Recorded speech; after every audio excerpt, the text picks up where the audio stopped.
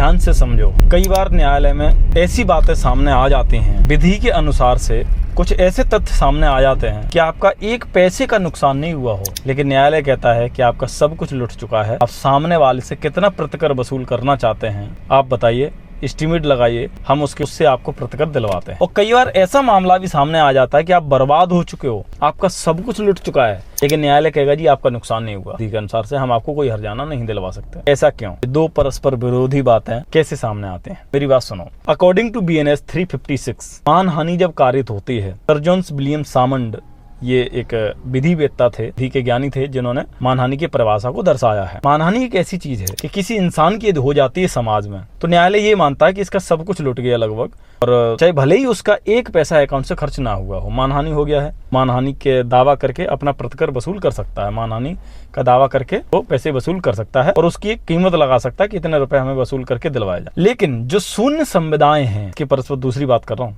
कि जहां आपका सब कुछ लुट गया है, लेकिन न्यायालय कह देगा जी नहीं, हम नहीं मानते अगर आपको कुछ दिलवाया जाए। तो जैसे मान के चलो शून्य संविदा है, शून्य संविदा में आपने किसी के साथ ऐसा टेंडर किया जो आपको पता नहीं था, लेकिन वो भूल बस शून्य करड़ी संविदा बन गया। शून्य करड़ी संविदा कैसे?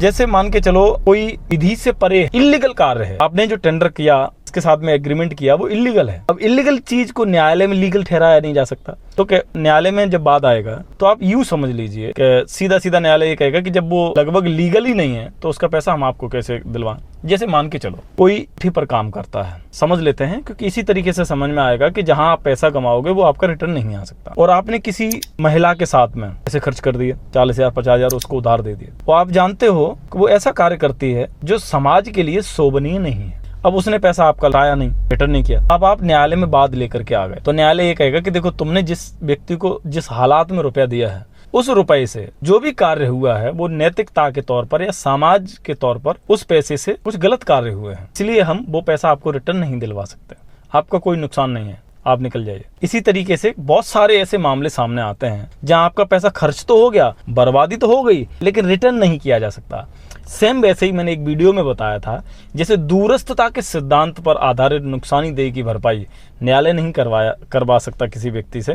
जैसे मान के चलो कोई गरीब आदमी है, आपकी कंपनी में काम करता है, उससे भूल से कोई गलती हो गई और उसके कारण आपका इतना बड़ा नुकसान हो गया कि आपकी मशीन खराब हो गई, और उस मशीन के कारण से पूरी की पूरी कंपनी ठप हो गई और पूरी की पूरी कंपनी लॉस में चली गई, क्योंकि वो मशीन दोबारा से ऑर्डर करने पर महीनों लगेंगे उससे बनने में, तब तक आपकी कंपनी डूब गई।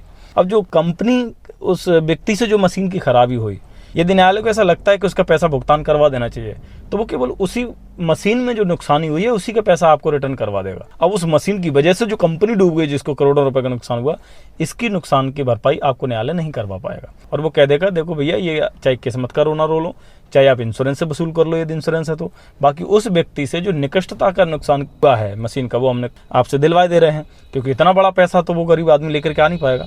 ठीक इसी तरीके से कई बार ऐसे मामले सामने आते हैं, मैंने आपको दोनों चीजें बता दी हैं, कि आपका नुकसान भी हो गया होगा और न्यायालय कह देगा कि आप तसल्ली कर लो और हम इसकी भरपाई नहीं करवा सकते। और कई बार ऐसा भी होता है मानहानि के जैसे मामलों में कि आपके अकाउंट से तो कुछ खर्चा नहीं हुआ, प्रॉपर्टी से भी कोई आपका डैमेज नहीं हुआ, लेकिन फिर भी न्यायालय कहता है कि आप अपने मानहानि में कितने का दावा ठोकना चाह रहे हो, और वो मानहानि कार्य में आपको पैसा दिलवाया जा सकता है।